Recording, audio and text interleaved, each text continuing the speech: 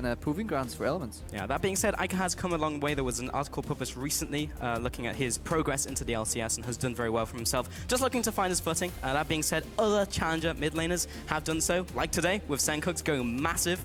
So he still went big. time. Yes, he did. The quadra kill with that distortion was sweet. But Lissandra and Poppy will be the first two bans in from Unicorns of Love, and Tam Kench will be banned out against Chachi in the top lane with Rise as well, so two bans up there. Yeah, I'm actually sad we see so many Lissandra bans, because that is one matchup that I've actually enjoyed watching a lot. If you look over to LCK, one team gets Lissandra, the other one replies with Alistar, and then it becomes a mind game. Every time the call comes, like the instant Pulverize comes out, or doesn't it? And it's really fun to watch from both a support and somebody who loves really aggressive team fights. And now we ban the Alistar as well, so we get neither of those. But Gangplank will be the final ban out, still 100% banned out so far. He's just so good right now. Does see some nerfs on 6-2, but we're still on 6-1. It'll get to a point where everybody forgets how to play Gangplank, but nobody actually wants to leave him open in the odd chance that the enemy team actually has practiced him. That tends to happen with these permaban champions.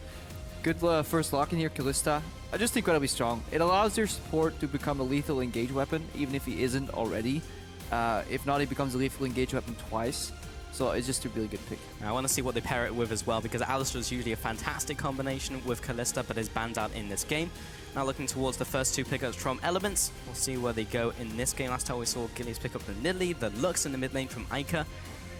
They did eventually win, but we saw misplays from those players. Yeah, usually on this rotation we would see something like Graves Corki. That would be the meta. Lulu is obviously open, so you kind of have to select that too. Going for the Elise over the Graves jungle. No mistakes here in draft. It is preference. Yeah, really that's down to what the players want to pick up. We're never going to see Swain. But yeah, he received some nerfs before really seeing competitive play, which was sad. Yeah, he got hit by the preemptive nerf bat, which is very often the worst nerf bat out of them all. So no more Swain. Looking at Elements, they may copy what Origin was doing. They can still get their hands on Lucian. They can get even a Corki mid if they go for Lulu top and then have a double AD carry in which they buff one of them. They bring the CC on the support and the jungle, and they can get a well-rounded composition that way. Yeah, Graves is also open if they wanted it, but then they'll be going hard into the AD carries with one in mid, AD carry and jungle. So we'll see if that is the case. But swapping over to Rek'Sai would make a lot of sense. Is just one of the top tier junglers along with Elise right now and Lee Sin, so just sitting up there in the trifecta, and that'll be locked in along with the Thresh. Yeah, Thresh Kalista coming out from the Unicorns. They played it last week almost to perfection against Fnatic. Steelback went up something like 34 CS at 10 minutes against Reckless. He was basically an entire BF sword worth of gold ahead at the 10-minute mark in that game. I don't think it will be as brutal because Elements can now at least pick their matchup into it and somewhat cover their losses. If they do pick a bad matchup like Corki AD carry with a weaker support, they're in for a lot of trouble because the Unicorns did show that they know how to play that matchup well. MrRallez has been coming up big though, received the MVP and has just looked generally strong, being able to carry a team, which we weren't expecting coming into the split, but has really stepped up. Now looking towards his AD carry, Lucian, one of the top tier AD carries right now with Kalista and Corki, and it's very likely we'll see that brought in. Potential Fiora as well going into the top lane on Steve. Steve swapping towards more aggressive picks has actually done pretty well. Yeah, but Elements are looking to last pick their support on red side. You could maybe argue that Lulu support is a flex pick, but they almost have to put the Lulu in support if they want to get a counter pick in mid, because otherwise on purple side, revealing your top laner before the enemy top laner and your mid laner before the enemy mid laner, that is a big drafting error just in general theory. We'll see where the Lulu goes though, because as you mentioned, it is a flex pick. But it's not a good support, that's what I mean. Like, yeah, you can flex it, but why flex it into a horrible support role when it is good in mid lane, but then you just give Unicorn so much information. Yeah, odd priority perhaps with the rest of the draft in tow. Now looking towards the last two pickups from Unicorns, these teams are really taking their time with these ones. They do get power picks though. That's the one argument against the whole thing. If there's any picks you really want to lock in early and you're like, you know what, fine, whatever. You can see that we're picking Fiora and Lulu. Yeah, okay, that works for Elements. Unicorns will need to find an answer. They don't seem certain. With the Kennen and the Viktor, I don't think those are decisive counter picks, so I think Elements got the better end of that one. Yeah, also somewhat easy to predict when Kennen's going to stun you if he goes into top lane against Fiora, which looks to be the case here. So very easy riposte if he's in range to be stunned from that. Then in the mid lane, Viktor up against Unknown currently, but probably the Lulu. Yeah, that becomes a wave clear matchup, so Viktor doesn't get threatened in that matchup, and which is great for Viktor, late game powerhouse. But Lulu should not suffer too much in there. The junglers can pretty much make or break that matchup, but if the Lulu plays well, I don't see her getting outplayed at all. So definitely bringing the utility for the fights. Element's not looking for excessive split push. Definitely not a 1-3-1. I think they're looking for a 4-1, keep the Fiora in the side lane and have a bit of a team fight with the 4 remaining members. Looking at the Unicorns, I don't think they want to keep the Kennen in the side lane, so they're definitely looking for an explosive 5-on-5 team fight. Well, looks like we may have a Janna pickup here, and we're looking at that 4 gamers to G2 rather into Fnatic. I love Janna. Sleeper pick right now. We see it a lot over in North America in this meta where it's a team fight blow up composition, right? They go at you and they kill you immediately, and if they don't, then they struggle. Well, Janna can force you to at least have to team fight twice. Pretty rough to play into Viktor though. 1 EQR combo and your Janna is just dead. The disengage is very, very nice though with Tailwind, and we saw Captain Boots as well on Janna recently, so may even pick up that one. But with Lucian, it's just a good lane, allows him to get the extra damage on his double tap, and it's just very nice for the trades. So if you want to play Janna Lucian correctly into Thresh Kalista, you need to dodge the hook aggressively forward with a Lucian dash, and then you can actually just completely outrade a Kalista. Then it depends if she hops out of your piercing line or not, whether you win the trade. But more importantly, Janna Lucian can play safe into a lot of matchups. Relatively safe, and then she just hard counters Kennen in the team fights. Just 1 flash ulti, 1 Howling Gale, which you now let stack up more. You don't really go for the tap tornadoes anymore because they're so short and they don't really knock up very much. But you really want the long 4-second channel tornadoes coming out, and we've seen a lot what they can do in certain team fights in North America. I really wonder how the Kennen is going to do in this matchup, because with the Janna as the last pick, you just get rid of the Kennen. You can preemptively stun him with Cocoon. It's so difficult to get in there and even pop Zhonya's before you just get blown away before the start of the fight. But we have the full compositions here to see how this one works up. Remember, that is Djoko in the jungle, coming in from Millennium as well in the jungle for Unicorns of Love. Yeah, Elements bot lane will have to be careful though. If they go 2v2, they're at risk of dying. And as opposed to the other side, you never die to a Janna Lucian lane. Like, it's almost impossible to die 2v2. Maybe, yeah, you have to drop some CS to obvious zone, but it's such a telegraphed lane that the burden of the outplay is definitely on MrRallez and Sprattel, because they can get wrecked in a 2v2. All right, let's get into this game. Unicorns of Love up against Elements here. Elements have a lot to prove, but Unicorns definitely have the love of the crowd here in the studio. And Steve. And this Steve, massive sign somewhere. That's true. There's a lot going both ways. The Unicorns as a team with the name, of course, and then Steve. Yeah, in the opening show, we were looking outside and it had like a massive Steve sign somewhere, so... I'm waiting for the day we get a top laner called Alan, and then it will be, the circle will be complete. Yep. If you don't know that reference, too bad. Yeah, Google it right now. Alan. Steve. Alan. No. Well, that's what Fox is trying to do in the mid lane, but Lulu's having none of it. Eika's just going to back off here. Eika are on a pretty passive mid lane. We've seen them play more aggressive mids in the past, but going for the Lulu, which is probably going to be a fun matchup in the mid lane, honestly, unless we see ganks come in. They don't really get in range to even CC each other up to set up a gank. That's the problem. Yeah, Elements swapping away from the bot lane. I think we'll see Janna Lucian go in for the stop on the camp. I hope so. That would be the really nice play here, actually. Shuts down the double jungle, forces them to leave the jungle and only take 1 camp on their way out.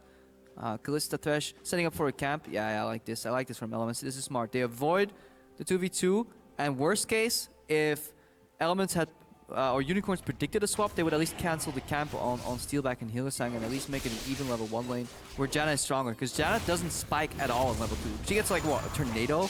Okay, have fun with that. You know, if you, as opposed to Thresh, who gets EQ, if you end up a camp down or even camps, and he steals the little wolf, the crowd goes nuts. Yeah, definitely good move by Elements. I like it.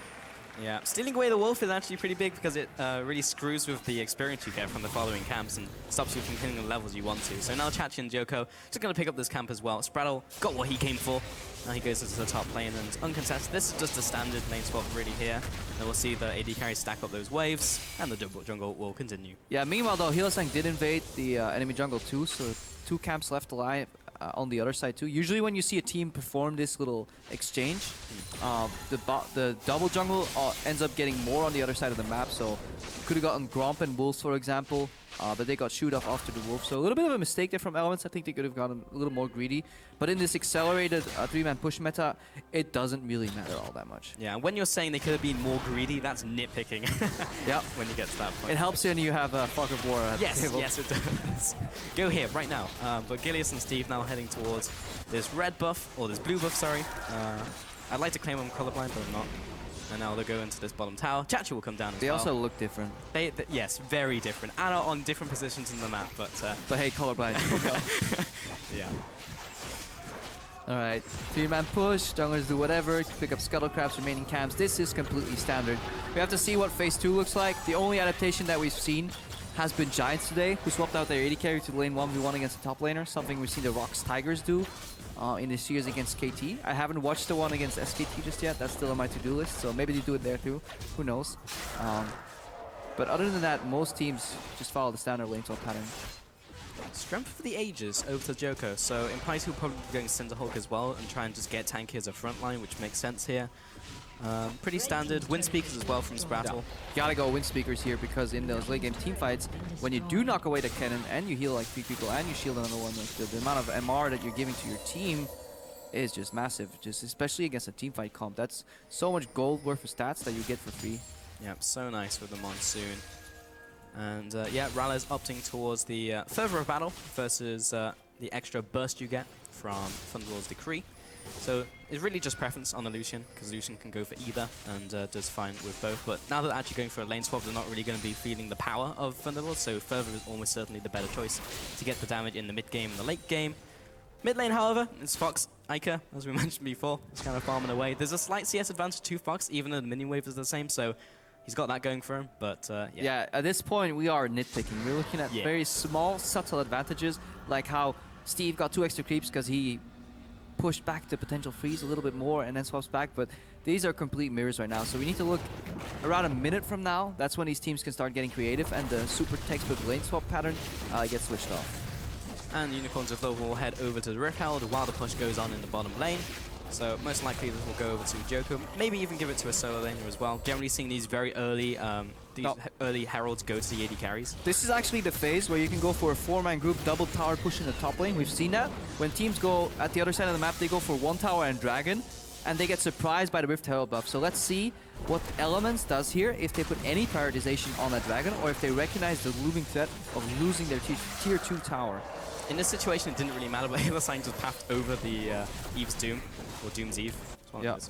And then, yeah, got that one. But it doesn't matter because the grouping was formed. Sharing is caring. Anyway, it is. Hylissang wants the extra damage and move speed. Actually gets some range for a hug, so probably actually not too bad. But gonna take up this top turret. We'll be going down. Most likely the gold will go for Chachi, and can deny some of those minions as well. Steve gonna do the same thing in the bottom lane, and we'll take that one down. So really, if you look across the board, very similar in terms of what both teams have gained. Oh, yeah. Gonna survive another wave. Oh, he messed up that? Yeah. Yeah, that's pretty big, because now the way that he was supposed to bounce, he has to push in right now. So that's a very big mistake here from Vizicsacsi, who's in tempo, as opposed to Steve, who's all the way in the bot lane. He's farming his merry way around. Slightly frozen wave for him too, so Steve did it perfect. Vizicsacsi messed up. And now MrRallez is here, so he actually can't take the tower. That is even worse. Yeah, that's a very big ripple effect. It puts him down 800 gold, the wave's pushing back. Momentum on the side of Elements. Obviously, since their dual lane is top right now, they will need at least 3 or 4 members to push them in, so... meanwhile, Steve is constantly farming in the bottom. You see a gank here, finally though, Eika has to flash out. Yeah, he flashes just to the tower at the very end of that gank. Last time we saw him being very greedy on Lux and hold the flash, and then flash, and still die anyway, so... This time, again, being more greedy, but he's on Lulu, so he can speed himself up with Whimsy, not too bad. Hylissang, and it's 1-on-1. It's intense 1v1 versus Steve. Yeah, he sent him packing. He sends it packing. Thunderlord blocks right in the face. Eika has to farm here. Let's see what the Elements can do with these 3 members in the top side. They're taking control of the jungle. We have a sidestone finish on Sprattel. So he's going for deep vision. So Elements are looking to siege, because Vizicsacsi on level 4 can't really do anything against the MrRallez, especially once he gets shielded up here. So Elements grouping. We'll have to be careful though. They can send in Steve with a teleport on the minion and really go for the siege. How much guts do they have? They really want to go for that play. Not that many, apparently. Adam and Terrell are there. Yep. And one entire guts. Just one. One singular guts. But if only he was Graves, he could have just pushed out the wave. Graves was even open in this draft and not even picked up. And Gilius opted towards the Elise as his preferable jungler. Now, the tower did not go down for Unicorns, but the goal difference is only 400. That does indicate that they have CS advantage somewhere. So slight one on the jungler. Everywhere. None. That was a flash. Yep, Gilius flash cocoon. Missed. Again, we are nitpicking this game because not much is going on overall. 0 kills, double lane swap, mirrored swap, so small mistake from... Yep. small mistake from Unicorns. Whereas Elements was invading the deep blue jungle on one side, guess what? Unicorns are doing the same thing on the other side because Steelback was pushing it on the bot lane. Very, very standard play. Somebody has to make a mistake eventually and get caught, though. That is what we were aiming for. In situations like this, seeing a weird flash like that does make sense because Gilius just wants something to happen, open up an advantage, open up something different in this complete mirror. So something will happen and they can actually make a tempo play. Yeah, it goes both ways. Either you break the mold by finding a creative opening, or you get like slightly, I'm not gonna say tilted, but you get a little annoyed by nothing going on and you feel like you're behind, especially if you're new to the stage. Playing a bang on even game isn't bad, unless you have very big scaling differences, but Elements can be fine playing this scaling game. Hang on, Sprattel now. Sprattel, quite dead. We'll put up the tornado, but first blood over to Steelback. And that's the difference right now. The Unicorns have control of the deep blue jungle. Elements had that on the other side, but Elements tried to fight back with a Janna face checking, and you just can't afford to do that. You really need to count the dots on the map. If you see less than 4 dots, you're probably walking into the remaining 2 and die. And right there, all those dots were there to gank her. So went down there. Has gone back to base, picked up the Sightstone, pretty standard, and the Frost Queen's Claim as well. So that first kill going on to Unicorns, now want to see what they do with it. If they do anything else, or they can break this map open, but after going back, probably not. There's not much room for Unicorns right now. So it's small advantages that you want to take that lead up to a bigger snowball eventually, but no one kill is just really gonna get you all those towers. Right now, maybe a kill on the top lane gets you to tier 1, but it is a slow paced game right now, and we have to keep our eyes on the junglers or jungle support duos. This is where synergy between your jungler and your top laner, for example, or your jungler and support really comes to shine. Gilius just cannot get the gank off in the top laner against Kennen. The movement speed from E is just a little too much. Now, the Scuttlecrab taken away, and most of Unicorns in the top side looking to make something happen. Aggressive wards going down, I believe. Push Gilius out of that jungle. Yeah, Steve is waiting for that wave to get the experience. His team is coming in, or the Unicorns are coming in to deny that experience. Massive wave in the top lane. You really want to use that, you know, wave building into sieges right now, because you're not going to pick anybody off. Most vision is respected here, so some damage finally on that top tier 2 for the Unicorns. If they had a little more time, they might have been able to go for that Herald as well and then had the extra attack speed on those minions and maybe gotten the siege off, but still there's enough wave clear there between MrRallez and Gilius to make nothing happen. It does please me to see the way the Unicorns are playing vision-wise. Djoko and Hylissang are working together in a similar fashion that Diamond and Hylissang were doing in the first 2 weeks, and that's something we were lacking from the Unicorns last season as a whole. So as a team, their macro has improved. Look at those little 2 wards you have behind the red buff and next to the Raptor camp. That is what the Unicorns are doing well. Elements mirror it, but they don't really...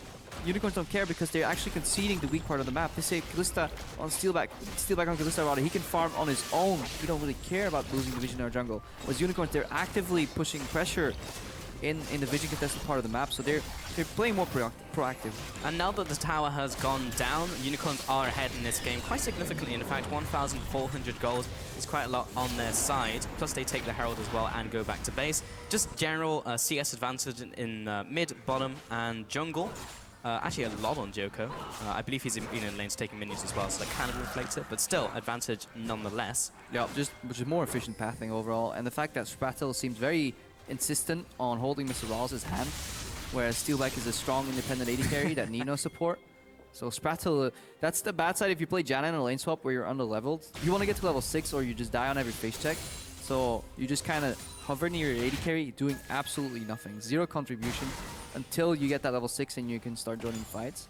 Whereas Hylissang, he's moving his merry way around the jungle, warding, setting up potential hooks, so much more pressure coming out of Hilly compared to Sprattel. Oh, Chachi, he lands the Shuriken, and that's quite a lot of damage on MrRallez, but he has lifesteal, so he'll probably get a bit of that back. Mid lane though is being sieged in by Djoko and Fox. Should be able to take this down, or not, as Steve, Gilius and Sprattel come in. Get the cocoon onto Djoko, but he's fairly tanky. He's picked up the Cinderhawk already, and he has the extra movement speed from the swiftness boots. Yeah, Elements with a very, very good teamfight composition 4v4 if the fight's coming to them, but they have a hard time engaging it themselves. Cocoon is the only thing they have.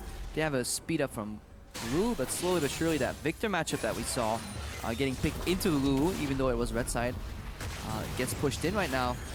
He keeps pressuring the tower. Both towers are down. If that third tower opens up and Hylissang and Djoko continue the deep vision style, then Elements could be in for a whole world of trouble. Very possible. Steelback is still being left on his own. Actually, he's now joining his team. Would you do that in solo queue, Krepo? Would you leave your AD carry alone? Yeah, of course. And then I kill mid, and then he dies alone. And I'm to blame. Djoko right here trading with Gilius.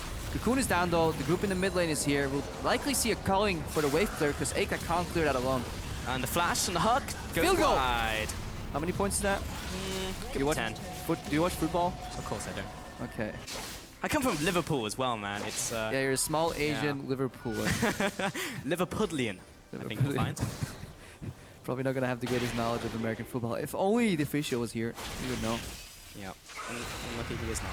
He's gone, he's been benched, Yep. and now the blue buff will be taken up. Djoko going straight into the enemy jungle, just has a tunnel set up so he can jump in there. Yeah, Unicorns have had control of both deep jungles really the entire game right now, and that's why these lanes are fallen, because nobody on Elements can actually safely push out beyond the river point. Eika's also in the losing push matchup in mid. There's no jungle interaction because Gilius can't find any openings. If the Cocoon hits at all, there's no follow-up. Sprattel is still watching MrRallez farm. He's taking the scenic approach to League of Legends. So, very, very lackluster passive Elements overall. We have train spotters, now we have CS spotters. A new sport from Sprattel, brought to you at home. With the Moby Boots, which I despise on Janna, on a champion with a lot of built-in mobility that actually gets rewarded for moving quick in fights in a meta where swiftness boots are also cheap. He actually went Mobies. Ooh, Gilius gets blown up by Fox, but not quite finishing him off here. Has already used the flash to try and get in range. Jukes towards his team and gets shielded from Sprattel, so he'll stay alive. But now Sprattel and MrRallez are caught out. That's a lot of damage coming in from Fox, but has been cocooned. Will cleanse that one out, and the hook lands from Hylissang. Steelback with the damage, and the Rend picks up the kill. Yeah, it all comes crumbling down here for Elements. We see Gilius wandering in the jungle that has been under complete control from Unicorns alone. No support. He gets chunked out. Then everybody's like, okay, you're fine. You walk back to base. Oh, this Viktor is still here. Sprattel thinks to himself, why is this guy level 10? I'm not even like level 6. He gets poked out. MrRallez tries to help. He gets hooked. So really, really just snowballing down the hill. And Elements, they seem very, very flustered. Yeah, very flustered. And the fact that Sprattel was level 5, I mean, Hylissang's just hit level 6, but he had that before then and was actually getting enough experience so he could hit that spike. Having Monsoon in a game like this, where it's very possible someone's going to get picked, is quite important as a disengage tool. Just walk together. There's no goal here. It seems very, very dynamic QE. What Elements is doing here is like, oh, the vision in the jungle is gone. It's dark. Let's walk in and find out who's there. Well, it turns out there's a level 10 Viktor. May have to flash out. So, as opposed to Unicorns, I don't think we're giving them enough credit. They're playing a really, really solid style of League of Legends here. Really good pushes on the side lane, moving in for vision in between. Playing aggressively, but with enough caution that they don't get turned on. Really using their vision well. They haven't been in their own jungle for longer than maybe a minute in the last 5 minutes. And the macro game continues from Unicorns of Blood, something we've really just been impressed from compared to the old style, which was just make some flashy outplays and get ahead and maybe win the game. Yeah, 5 towers to 2. 6,000 gold lead right now, 3 kills to 0. That is complete opposite. Usually we would see the Unicorns losing towers, but winning kills ever so slightly because they play a super chaotic style. Yeah, really, really nice to see the improvement, and something I honestly wasn't expecting to be predicted here, because Unicorns as an organization didn't seem to offer much growth to their players. But it does seem with the roster changes, we've seen an entirely new gameplay. One of our questions as well is how is Djoko going to fit into the team with Diamond Prox moving out, because he had so many influences in those first bloods. So far, actually not too bad. Has been fitting with the team pretty well in their movements. Has been involved in the kill as well. Was there with his team to set those up. Has also been in the enemy jungle, keeping up the vision. Yeah, Unicorn's going a little heavy on the blue trinkets though. Developing style we've seen is a lot more yellow trinkets once you do get that lead, because obviously they don't just get revealed. You need True Sight to reveal them with either Vision Wars or the Sweepers. And they're not really at risk of getting picked off. I mean, if you face check into Elements, only the Cocoon is really going to punish you. Or a Whimsy. That's about it. So I think Unicorns could do well by switching to yellow trinkets, keeping the same playstyle, and eventually either open up the tier 2 tower in the top lane or go for an early Baron. They may actually have just done that already. I lied. It's not Baron dead. It's nope. It's 17 minutes 40. I'm just so confused. Why are there 5 towers down at 17 minutes? Why are these guys like 6,000 gold down? And then I look on the minimap and I see the Baron pit. I'm like, oh, they're sneaking a 2-man Baron. Yeah. Nope. That's Not today.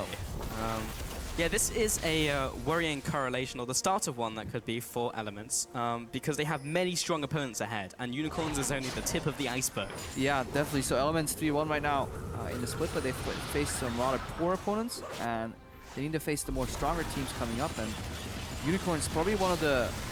Hang on, Djoko. He's out. Oh, Eika might be out as shunned. well. He's got his ultimate and flash and ignite and burns none of it though. And that's the problem, if you fall behind with a team comp like Elements have, Unicorns don't actually have to kill you. They can just use their offensive tools to chunk you out and just disincentivize you from even fighting. And Elements, because they lack the hard engage, they can't even answer that. They're like, okay, I survived, but I have to walk back to base, but what do? We wait for Cocoon. So they have a really good 4-1 if Elements stays even, plays the macro well, or get ahead. But if Elements are this far behind, it's incredibly hard to come back. I think that's something people forget as well. Sending someone back to base is still time that they've gained. Yeah. People go deep for kills and chase too far when they could just shove them out and take the tower. Yeah, the essential logic you want to follow is if you kill somebody, he's out of the frame or out of the equation for maybe like 30 seconds, but you can chunk them and acquire the same and play a macro style. H2K does that fantastically, especially early in their game against Fnatic. And that's actually one of the reasons why Janna as a pick kind of disappeared in more of these active metas, because she didn't offer engage, only disengage. If you look at teams like Immortals though, over in the North American LCS, they use it beautifully. They say, okay, we have a passive support that can only reset the fights. Well, we'll pick hard engage only on the other champions, like Lissandra going in, super high damage on Graves, you know, pure raw power. But Elements, they're overloading utility, and they're paying the price. Indeed. So, in that jungle, Gilius has got a scoreline of 0-0-0, so has not impacted those lanes at all. Has tried to make that one play that we saw earlier at Red Buff, but apart from that, oh, there's another play. Smack that one away. Hylissang will give that one a good old laugh, and he'll back away. And now just securing vision around the Baron Pit as well, and that will be spawning in 1 second. But teams, very hard to find it if they haven't killed anyone on the map, and the opposing team can contest it. Yeah. And heading into the middle lane now, just to try and secure that vision. Elements are aware of this and just have the positioning, whereas we have a Steelback off on the side lane. Hook lands onto Sprattel. All he wanted was the pink ward. The box comes up. Does he have a way out? The answer is no. Hylissang picks that one up. And again, this is what we saw in the early game. Sprattel fighting to reclaim vision control on his own, without support, under level, and it's just rinse and repeat over and over. And we see more action here from the Unicorns. Steelback throws in Hylissang, and he's ready with more damage. Fox comes in, Grand Challenge activates, but Steve jumps in, and he immediately wants out. Mistakes were made. He'll flash away. There's the ultimate from Chachi, and Eika will take the chunk as well. Already uses ultimate on Steve just to keep him living. And now Unicorns will back off to the Baron. Yeah, and the repeat play here from Unicorns, if the gold lead was a little smaller, it would have been push the lanes, ward in between in the jungle, push them again, go for Baron. They can skip 2 of the steps. It's walk in, somebody will get caught, and just instantly go for the Baron here. We saw Hylissang waste his flash for a hook. We saw Vizicsacsi use his ulti, let's call it a zoning ultimate. But it didn't even matter because Elements was playing so far back. Had to run with the tail in between their legs, and they're going to just watch Unicorns take a Baron buff here.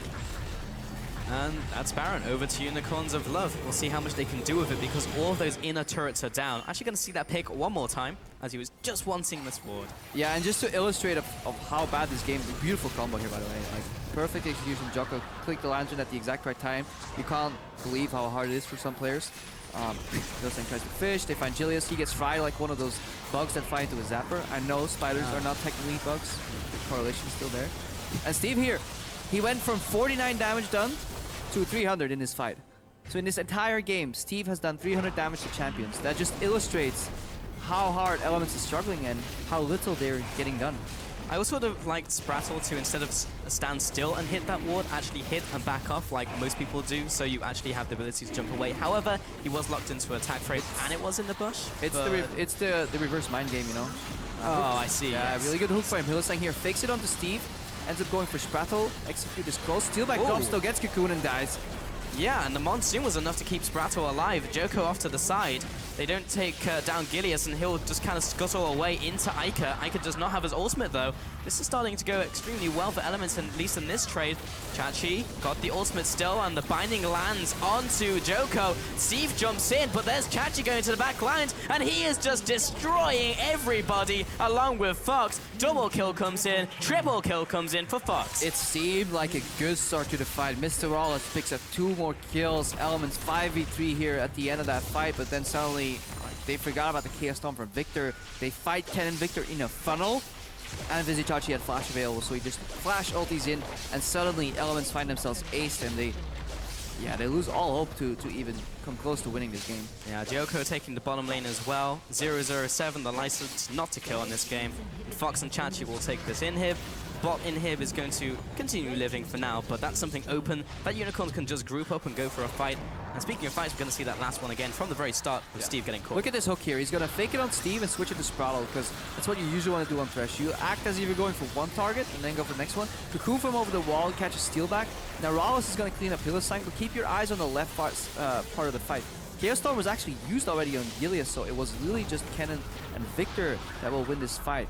Elements could have disengaged, but they felt that they had to make the move, and Vizicsacsi right here coming in with the flash eventually is going to clean up that fight.